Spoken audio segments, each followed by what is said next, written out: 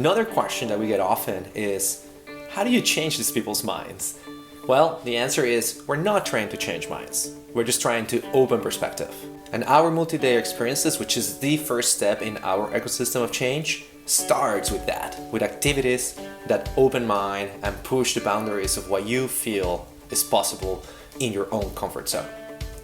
During the transformative immersive experiences, which we call ties, people experience two different kind of things. During the mornings, we have active emotional challenges, and this can go from either free diving to multi-pitch climbing to sailing as a team, and they will create the opportunity for you to expand your comfort zone and do activities that you just normally don't do. During the second part of the day, we bring that home to your business, and this is kind of like where more workshop styles, impact sessions occur.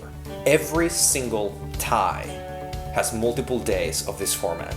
So by the end of it, you have experienced at least 3 different kind of transformative experiences that will create a complete different reference to what you can do and what your organization is capable of.